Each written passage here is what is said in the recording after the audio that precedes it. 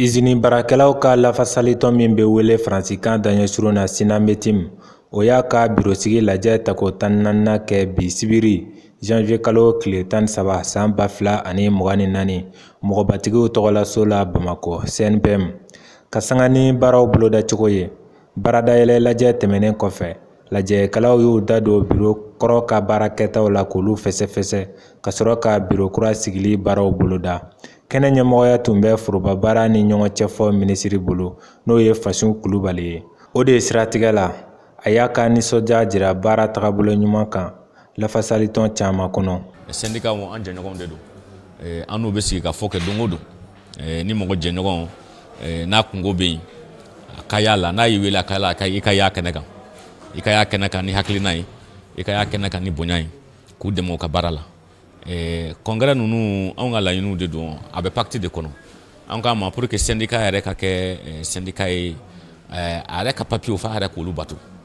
congrès in b'o cadre de kɔnɔ ni syndicat ka papier la n'a fɔra ko san 5 o san 5 an bɛ bureau falen an bɛ congrès kɛ syndicat mun b'o kɛ o kɔrɔ k'a fɔ k'a b'a ka papier bato n'i b'i ka papier bato o kɔrɔ k'a fɔ fɛn caman bɛ yen o bɛ dilan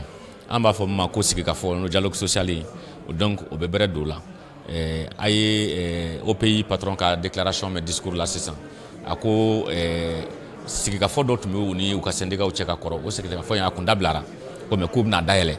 o b'anw nisɔndiya kosɛbɛ parce que n'o dayɛlɛla o kɔrɔ k'a fɔ k'u bɛna ɲɔgɔn faamu n'u ye ɲɔgɔn faamu mankan bɛ dɔgɔya u b'u ɲɛsin baara ma donc o de y'anw ka an nakun ye ka k'o seereya ye an ministère ni dialogue social an bɛ occupé dialogue social ni travail ni fonction publique la donc an bɛna k'u ja dɔw yɛrɛ la. Parce que an sigiɲɔgɔn de don an baarakɛɲɔgɔn don an n'u bɛ kuma ɲɔgɔn na don o don sigikafɔ bɛ se fɛn bɛɛ la o de y'a to an b'o de ɲini toujours que gɛlɛya mana kɛ cogo o cogo u n'u ka patron u ka sigi u ka kuma n'u sigira u ka kuma a ka ca Ala fɛ u bɛ ɲɔgɔn faamu n'u ye ɲɔgɔn faamu o bɛ hɛrɛ bɛ sɔrɔ o kɔnɔ o kɔni y'anw ka laɲini ka sigikafɔ ka bɛrɛ don a la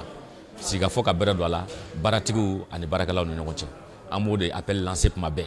parce que mɔgɔ o mɔgɔ n'aw bɛ kuma a ka ca Ala fɛ a bɛ ɲɔgɔn faamu. Jamana lafasalitɔn ka fara ɲɔgɔn kan tɔnba UNTM tɔgɔ la Yakuba Katile tun bɛ yen n'ale yɛrɛ ye tɔn ɲɛmɔgɔba ye a y'a da don Sinametim tariku la ka laban ka lajɛ baaraw kuncɛko ɲuman ɲini u fɛ. Syndicat fɛn fɛn a bɛ kuma a bɛna kɛ constitution de don o ye mun ye i y'i kɛ statut kɛ i y'i kɛ règlement intérieur kɛ o sariya bolo minnu don a bɛ kɛ komi i y'i kalen de k'i bi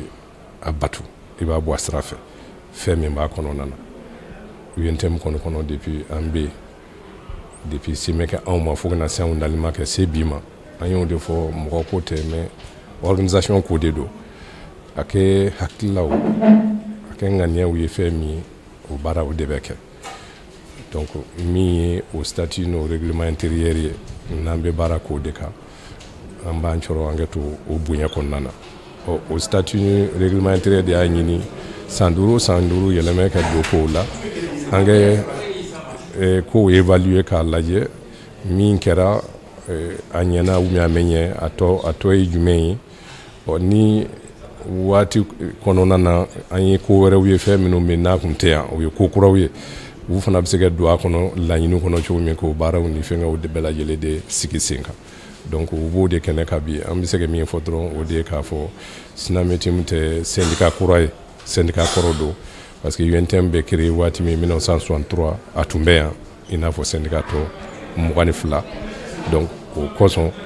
u bɛ kɛ u kɛ sariya bato cogo min u bɛ kɛ UNTM sariya bato u kɛ kan ka fɔ o la an b'a ɲini u fɛ u kɛ congrès ni k'a kɛ hɛrɛ la k'a tɛmɛ hɛrɛ la bɛn ani fɔko ɲuman kɔnɔna na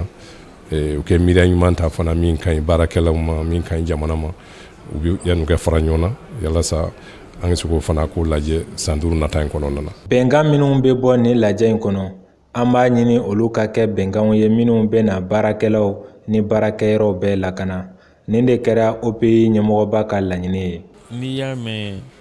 n baaratigi Serge baarakɛlaw de b'i bolo baarayɔrɔ bɛɛ k'a fɔ baaraminɛn ye baaratigi ta ye mais baarakɛla o force de travail o ye baarakɛlaw de ye a fila si tɛ se ka taa ɲɔgɔn kɔ et an fara filale ɲɔgɔn kan an de bɛ richesse nationale créer dilan ɲɔgɔn fɛ. Et donc c'est pour cela que ni an yɛrɛ an ka baarakɛlaw kɛrɛfɛ ani an baara ɲɔgɔnw surtout baarakɛlaw yɛrɛ tɛ an baara ɲɔgɔnw de don. Et donc en ce moment o ye kɔni o ye o siraw ye. Congrès in kɔrɔla la sisan an bɛ degun min kɔnɔla la a dogonin tɛ mɔgɔ si la. N ye ko n ka discours kɔnɔla la n y'a fɔ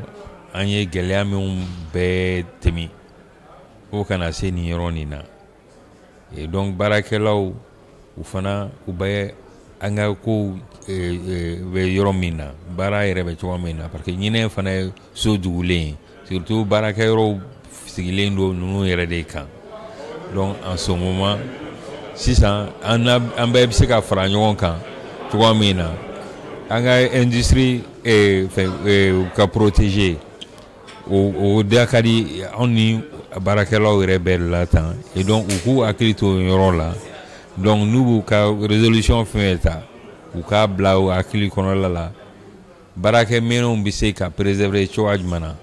baarakɛyɔrɔ bɛ se ka préserver cogoya min na o de nalen don o de ka gɛlɛn an ma. Sinametim ye tɔn ye min bɛ usine baarakɛlaw ka hakɛw lafasa.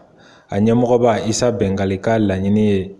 lajɛkɛla bɛɛ k'i hakilila fɔ walasa baaraw bɛɛ kuncɛ ni bɛnkan jɔnjɔnw ye. Bɛɛ bɛ ala deli congrès ka kɛ nɔgɔya la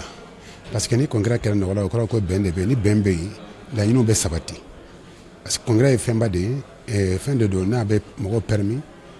mandat min dirɛ ma o san hakɛ kɔnɔ i ka se ka kɔmasigi kɛ mɔgɔw ma k'a fɔ nin de kɛra an ye nin de kɛ an de sera nin na munna an de sera la o de bɛ yira jamana na solution bɛ ɲini o la ni ala bɛ bureaucrate min gɛrɛsɛgɛ dɔ la o bɛ taa n'o baara de ye. Donc o de ye d'abord congrès nafama yɔrɔ ye. N b'a fɔ min f'u ɲɛna u ka mɔgɔ si kana bɛɛ ka hakilina fɔ parce que comme cadre don mɔgɔw bɛ se ka kuma mɔgɔw bɛ kuma falen falen de ni nana congrès la ni m'i ka hakilina yira a ka ca ala fɛ i bɛ taa mɛn bɔ ka sɔrɔ hakili ɲuman b'i la n b'a fɛ bɛɛ kana maa si kana siran bɛɛ k'i fɛɛrɛ fɔ ni bɛɛ y'i fɛɛrɛ fɔ a ka ca an fɛ an bɛ se ka recommandation dilan n'an b'a fɔ ko laɲini dɔw k'a lase faamaw ma min bɛ se ka to n'anw yɛrɛ ka secteur bɛ taa ɲɛ comme i n'a fɔ a bɛ se ka Mali yɛrɛ nafa parce que an ka Sénégal in n'a taara ɲɛ Mali kan ka développer parce que n'i y'a mɛn ko développement a bɛ daminɛ usine de la ni usine tɛ jamana kɔnɔ a tɛ taa yɔrɔ jan parce que n'i ye jateminɛ k'a kan hali ni ko bi ko sɛnɛkɛlaw ka sɛnɛ fɛn caman sɛnɛ ni usine tɛ yen k'a transformer a ka ca ala fɛ o bɛ sariya fana de